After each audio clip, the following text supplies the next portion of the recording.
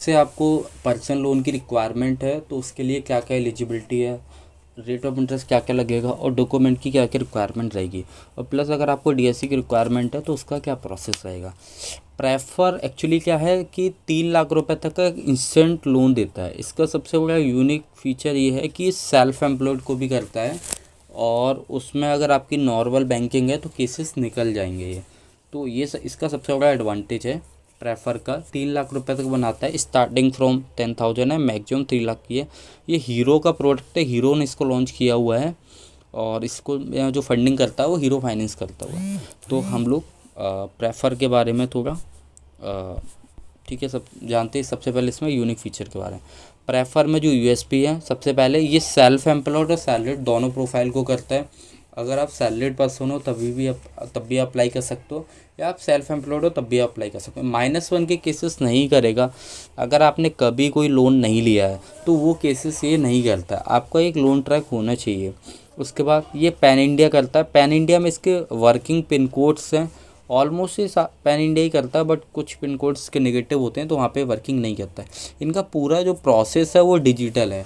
आप अप्लाई से लेकर के डिस्बर्समेंट तक का पूरा प्रोसेस इनका डिजिटल रहता है। इसमें किसी भी तरह की कोई ये लोग फिजिकल वेरिफिकेशन नहीं करवाते हैं। अगर आपका केस का अप्रूवल आ जाता है तो वो विद इन 2 आवर डिस्बर्समेंट हो जाएगा आफ्टर डॉक्यूमेंट वेरिफिकेशन। अगर अभी आपका अप्रूवल आया और आपने उसको पूरा प्रोसेस कर दिया, अगर आपके डॉक्यूमेंट वेरीफाई हो गए तो उसके 2 घंटे में डिस्बर्स हो जाए, यानी कि सेम डे इसमें डिस्बर्समेंट हो जाता है। अगर आपका सेम डे एग्रीमेंट साइन हो जाता है उस केस में। इसमें किसी भी तरह की कोई भी इनकम प्रूफ डॉक्यूमेंट की रिक्वायरमेंट नहीं है, ना ही सैलरी स्लिप चाहिए, ना ही आईटीआर चाहिए, और ना ही किसी तरह का कोई बिजनेस प्रूफ चाहिए। अगर आप सैलरीड पर्सन हो, बस सैलरी आपके अकाउंट में आनी चाहिए।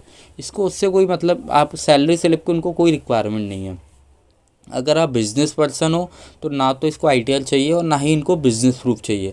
ओनली आपके अकाउंट में ट्रांजैक्शन होना चाहिए और एक सिविल बना होना चाहिए। अगर आपका अच्छा सिविल बना हुआ है, बैंकिंग ट्रांजैक्शन नॉर्मल है, तो वो केसेस ये बना सकता है। ठीक है। इसके बाद हम लोग बात करेंगे कि क्या क्या एलिजिबिलिटी रहती है। तो एलिजिबिलिटी में इनको मिनिमम जो सैलरी की रिक्वायर्ड रहती है वो 18,000 मिनिमम सैलरी होनी चाहिए।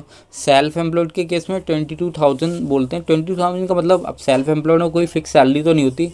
इसका मतलब ये कि एक ट्रांजेक्शन होना चाहिए, आपके मंथली क्रेडिट होना चाहिए थोड़ा बहुत। ऐसा ना हो कि आपके अकाउंट में क्रेडिट बिल्कुल भी नहीं होता, तो वो केसेस नहीं होंगे। क्रेडिट अगर आपका मंथली हो रहा है थोड़ा बहुत तो वो केसेस बना देंगे। ये वर्किंग प्रोफाइल की बात करेंगे, सभी तरह की प्रोफाइल्स करते हैं, इनका कोई नेगेटिव प्रोफाइल नहीं है, तो ये ऑल प्रोफाइल्स करते हैं। अब एज की बात करेंगे तो इनको जो रिक्वायरमेंट रहती है वो 21 ईयर्स से 57 ईयर्स से आता है। टेनओवर जो मिलेगा अप टू 3 ईयर का मिलेगा। लोन अमाउंट ये लोग ऑफर करते हैं वो 10,000 से 3 लाख रुपीज़ तक का करता है। सिविल जो रिक्वायर्ड रहता है 700 प्लस की रिक्वायरमेंट रहती है।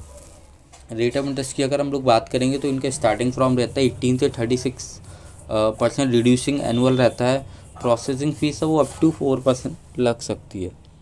इसके बाद हम लोग अगर चार्जेस की बात करेंगे तो इनको फॉरक्लोजर चार्जेस, अगर आपको लोन करवाना है, तो अगर आपने इनसे लोन लिया हुआ है 3 EMI पे करने के बाद जो भी आउटस्टैंडिंग अमाउंट है उसको आप फॉरक्लोज कर सकते हो।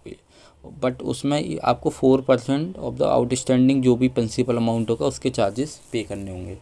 इसके बाद अगर हम लोग डॉक्यूमेंट की बात करते हैं कि डॉक्यूमेंट की क्या क्या रिक्वायरमेंट है, तो डॉक्यूमेंट में पैन कार्ड होना चाहिए, आधार कार्ड होना चाहिए, फ़ोटो चाहिए, एड्रेस प्रूफ। इनको एक एड्रेस प्रूफ चाहिए विद हाउस नंबर। अगर आपका आधार कार्ड में हाउस नंबर नहीं पड़ा है तो उनको अदर एड्रेस प्रूफ चाहिए होगा, चाहे वो वोटर कार्ड हो, बैंक स्टेटमेंट हो, टेलीफोनिक बिल हो, एलपीजी गैस हो, कोई किसी भी तरह का कोई भी बिल हो, बट वहाँ पे हाउस नंबर मेंशन होना मैंडेटरी है। बिना हाउस नंबर के उस एड्रेस प्रूफ को एक्सेप्टेड नहीं करेंगे। तो इस चीज़ का आप ध्यान रखिएगा कि आपका जो भी एड्रेस प्रूफ है वहाँ पे हाउस नंबर होना मैंडेटरी। अगर आपके आधार कार्ड में नहीं है कोई बात नहीं, अदर एड्रेस प्रूफ में है लाइक वोटर कार्ड या फिर किसी में, तो वो इसको एक्सेप्टेड कर लेंगे। और लास्ट 3 मंथ का इनको बैंक स्टेटमेंट रिक्वायर है। बस Aadhaar card, PAN card, address proof होना चाहिए। अगर आपके पास एड्रेस जो आपका हाउस नंबर अगर आधार कार्ड में ही पड़ा है तो एक तरह से 3 ही डॉक्यूमेंट की रिक्वायरमेंट है, आधार कार्ड, पैन कार्ड और बैंक स्टेटमेंट। इसके बाद इसके अलावा कोई भी डॉक्यूमेंट की रिक्वायरमेंट नहीं है। आप कैसे अप्लाई कर सकते हो प्रेफर में लोन के लिए, तो आप हमारी टीम से कांटेक्ट कर सकते हो, ठीक है। हम लोग आपके बिहाफ पे फ़ाइल को प्रोसेस करवा सकते हैं। सेकंड, आप प्रेफर की वेबसाइट पे जाके भी अप्लाई कर सकते हो। और अगर आपको प्रेफर के डीएससी की रिक्वायरमेंट है तो आप कांटेक्ट कर सकते हो, ठीक है। डिस्क्रिप्शन में लिंक दिया हुआ है, वहाँ से आप कांटेक्ट कर सकते हो। बाकी अगर आपको कोई क्वेश्चन वगैरह डाउट है तो आप कमेंट कर सकते हो। मिलते हैं हम लोग नेक्स्ट वीडियो में।